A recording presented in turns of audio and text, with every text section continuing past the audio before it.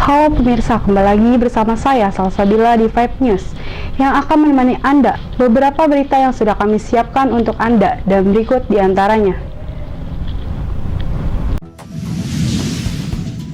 Tanggal 1 Mei yang kita kenal sebagai Hari Buruh tiba-tiba menjadi sorotan nasional.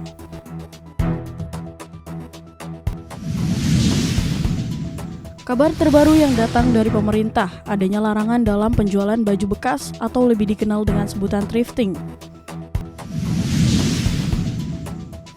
Menggali kelezatan sate kobra yang mulai menjadi perbincangan di kalangan masyarakat.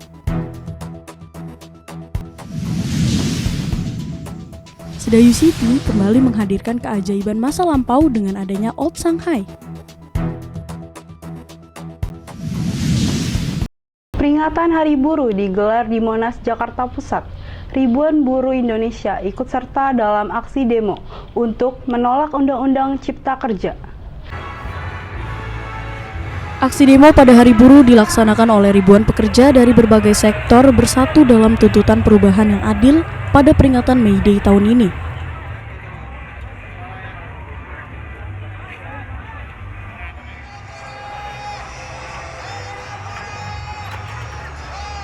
Pantauan terbaru saat ini Anda melihat kondisi sejumlah massa yang ikut serta dalam pelaksanaan demonstrasi di Monas, Jakarta Pusat. Dan bergabung saat ini Emilia Deborah untuk memberikan laporan langsung terkait dengan pantauan untuk saat ini. Tepat pada hari ini puluhan ribu buruh dari berbagai serikat pekerja berkumpul di Patung Kuda Monas untuk menggelar aksi unjuk rasa dalam memperingati Hari Buruh. Di sini mereka menuntut perbaikan tentang bagaimana kondisi kerja, peningkatan upah, dan perlindungan hak-hak bagi para pekerja. Dapat kita lihat di sini para buruh membawa atribut seperti spanduk dan poster yang berisi tentang tuntutan mereka. Di antara beberapa tuntutan mereka itu seperti tentang penghapusan outsourcing, perbaikan keselamatan kerja, dan peningkatan perlindungan bagi pekerja migran. Di sini juga dapat kita lihat dalam pidato di depan massa, Ketua Serikat Pekerja menekankan pentingnya bagaimana perjuangan buruh untuk memperoleh hak-hak yang adil. Dan di sini juga mengingatkan untuk pemerintah ataupun pengusaha untuk tidak melupakan kontribusi dalam membangun negara. Di sini juga pemerintah setempat telah mengerahkan petugas keamanan untuk menjaga situasi agar tetap aman dan tertib. Dan dapat kita pantau sejauh ini, aksi unjuk rasa dapat berjalan dengan damai tanpa adanya kekerasan ataupun insiden yang terjadi. Jadi kalau kita selama ini melakukan aksi sesuai dengan undang-undang yang berlaku, karena kan ini hak warga negara juga. Nah, kita selalu berkoordinasi dengan baik dengan aparat keamanan, terutama dengan Polri.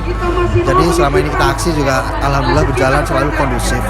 Jadi tuntutan kita tersampaikan, aksi berjalan dengan aman, tertib, dan kondusif. Itu yang selalu kita instruksikan kepada anggota kita yang ikut aksi. Bapak ada pesan khusus yang ingin disampaikan kepada masyarakat terkait peringatan Hari Buruh Nasional ini? Ada.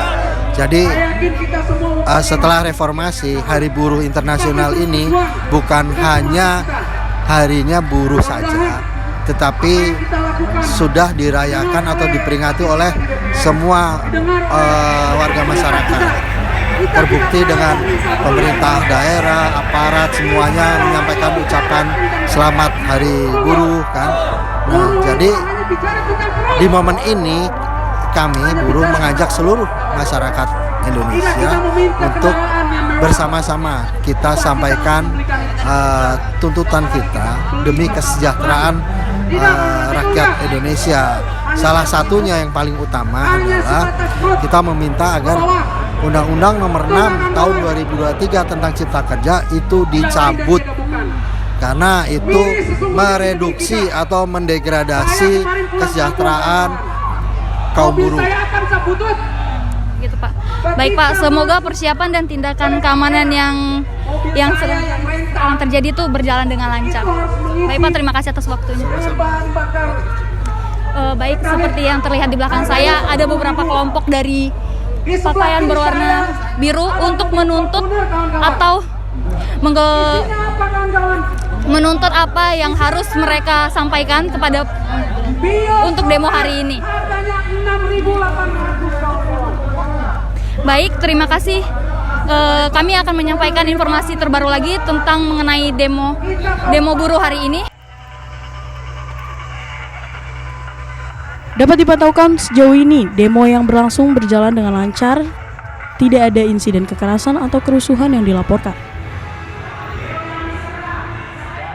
Pihak kepolisian dan petugas keamanan yang dikerahkan untuk menjaga ketertiban memastikan bahwa aksi tersebut berjalan dengan tertib dan aman.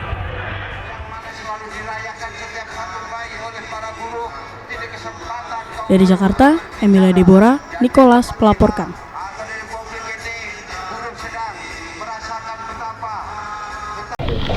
Baik pemirsa, kami akan terus memberikan informasi terbaru. Berita selanjutnya, pemerintah baru-baru ini melarang penjual thrift store atau baju bekas. Kebijakan ini membuat banyak penjual baju bekas terpaksa harus menyesuaikan diri dengan keadaan baru. Kabar terbaru yang datang dari pemerintah, adanya larangan dalam penjualan baju bekas atau lebih dikenal dengan sebutan thrifting. Kebijakan pemerintah terkait adanya larangan thrifting tentunya berdampak pada penjual thrift di seluruh Indonesia. Hal ini dikeluhkan oleh Hadi, salah seorang penjual thrift. Hadi mengungkapkan kekecewaannya terhadap keputusan pemerintah. Menurut data yang didapat, sekitar lebih dari 1.000 karyawan mengandalkan penjualan thrifting sebagai sumber penghasilan utama mereka. Dampak apa yang terjadi terkait tentang larangan pemerintah terhadap usaha menjual baju bekas ini, Mas? Sudah pasti siap pasti banyak pengangguran karena di sini tuh karyawan lebih dari 1.000, jadi kalau misalkan itu dilarang ya pasti pengangguran makin banyak dong. Kalau menurut saya kalau dilarang ya mungkin janganlah, karena kan selain mata pencahariannya di sini satu-satunya. Terus kalau bisa kasih solusi atau bagaimana, kalau bisa dikasih kuota, jangan sampai ditutup atau dilarang semuanya. Kasih kuota kayak dari satu toko dikasih berapa bal atau gimana gitu, atau kayak gimana.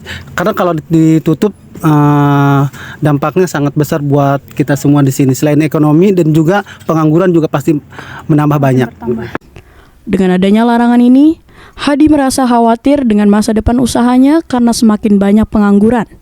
Hadi berharap pemerintah dapat mempertimbangkan kembali keputusan ini dan memberikan solusi yang lebih baik bagi para penjual thrift.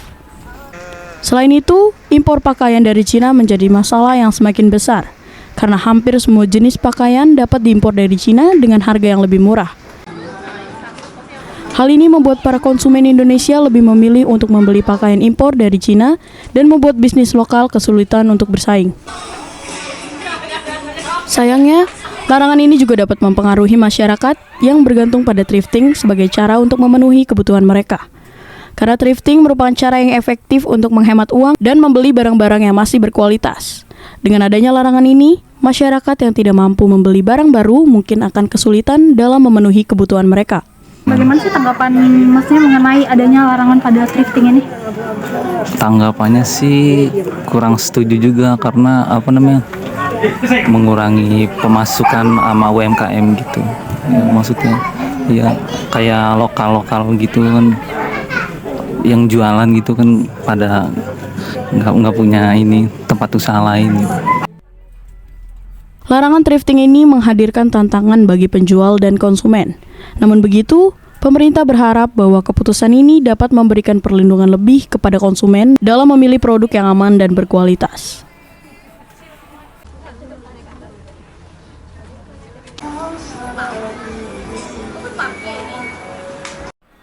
Dari Jakarta, Emilia Deborah, Nicholas melaporkan.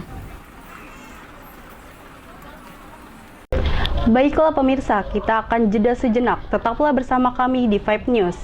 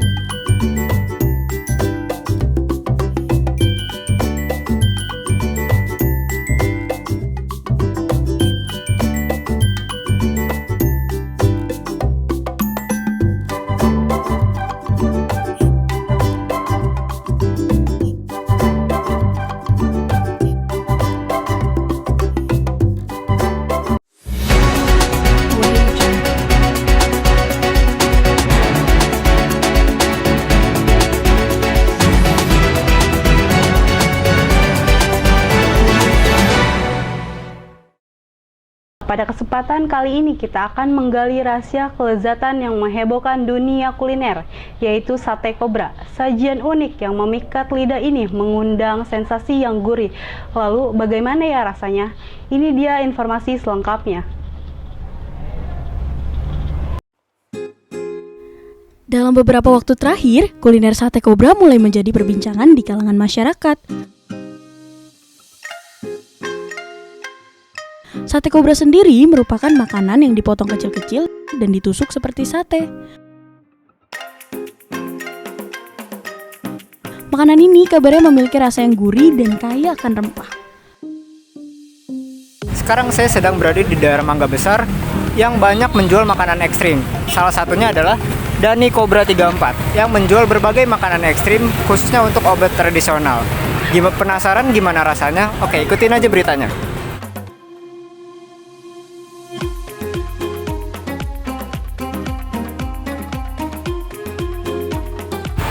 Mas, jual sate kobranya berapaan ya, Mas? Satu ekornya kena 120, udah komplit. Ikut darah, empedu, sum-sum, daging. Oh, kalau boleh tahu, Masnya udah berapa lama ya jualan ini? Untuk dagangan sudah dari 2007. Oh, kenapa banyak orang beli sate kobra ini sih, Mas? Intinya buat ini sih, buat penyakit, buat kesembuhan, pengobatan. Oh, emang buat kesehatan gitu ya, Mas ya? Oke, boleh saya satu sate kobranya satu ya, Mas ya? Satu ekor? Iya, satu ekor, Mas. Oke. Terima kasih, Mas. Proses pembuatannya, yang pertama ularnya dipisahkan dan dikuliti. Setelah itu tulang sumsumnya dan dagingnya dipisahkan sehingga kita bisa mengonsumsi daging ular kobranya. Setelah daging kobranya dipisahkan, kemudian ditusuk ke tusuk sate. Setelah itu dibumbui dan siap segera dibakar. Di sini juga menjual berbagai macam makanan ekstrim. Salah satu contohnya tadi ada sate biawak.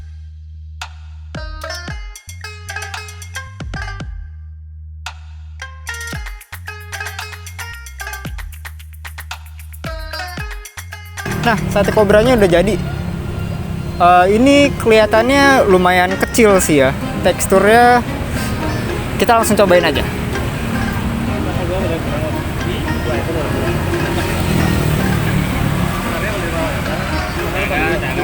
Ini rasa yang saya baru pertama cobain sih.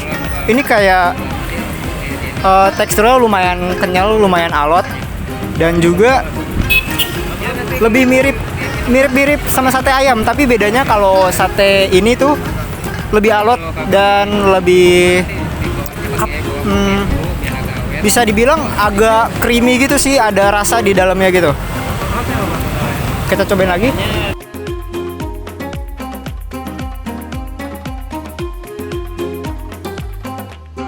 Rasanya lumayan unik sih.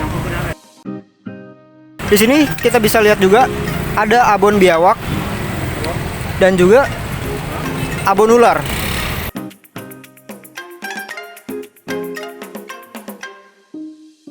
Bang, kalau ini berapaan, Bang? Itu 25-an, Kak. 25-an. Untuk makanan kayak gitu. Salamnya yang kecil 25, yang gede 50. Minyak 50, Pak. Oh, di sini juga jual minyak-minyakan dari Oh, alah. Iya. Ini buat apa aja, Mas, kalau boleh tahu? Kalau kapsulnya hampir sama kayak darah sama empedunya. Oh, buat kesehatan juga ya, Mas ya? Kesehatan. Intinya buat segala macam penyakit.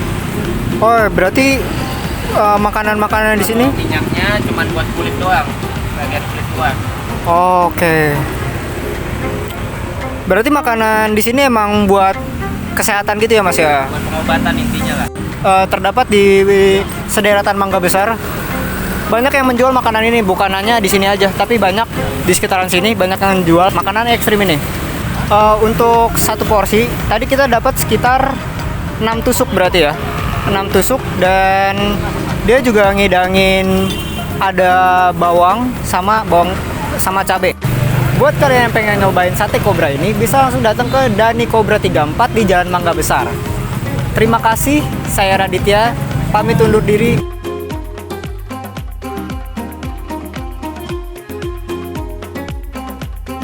Meski terdengar aneh, sate kobra sendiri banyak peminatnya loh. Karena selain rasa yang gurih, sate kobra juga merupakan obat herbal. Dari Jakarta, Emilia Deborah, Nicholas melaporkan. Itulah pemirsa rahasia kelezatan sate kobra yang mengundang sensasi dan menghebohkan dunia kuliner.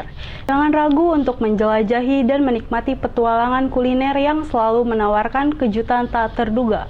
Adapun berita menarik lainnya dari Sedayu City, tempat yang terkenal dengan inovasi dan kemajuan modernnya, kembali menghadirkan keajaiban masa lampau dengan adanya Old Shanghai.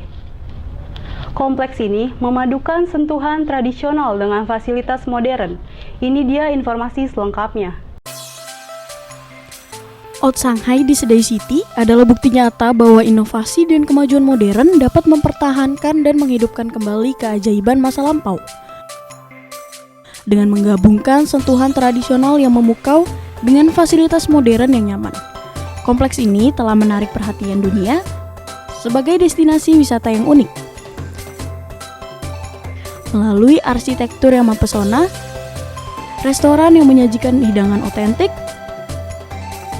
pusat perbelanjaan mewah, dan pertunjukan seni yang memukau.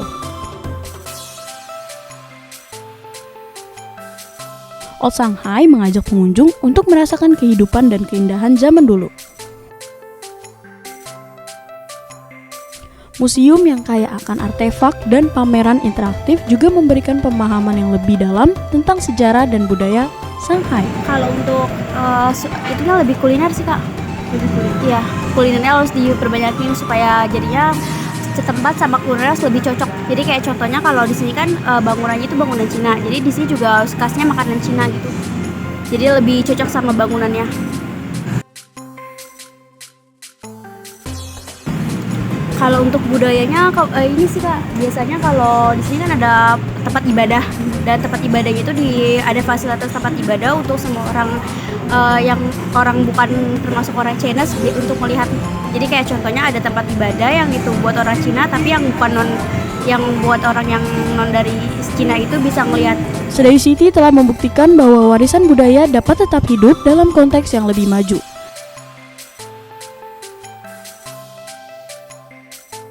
Dengan menghidupkan kembali keajaiban masa lalu, mereka memberikan pengalaman yang mengasihkan dan penuh kenangan bagi pengunjung.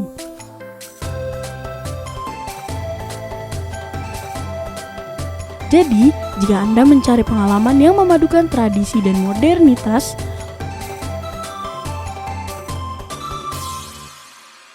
Old Shanghai di Sedayu City adalah tempat yang tak boleh Anda lewatkan.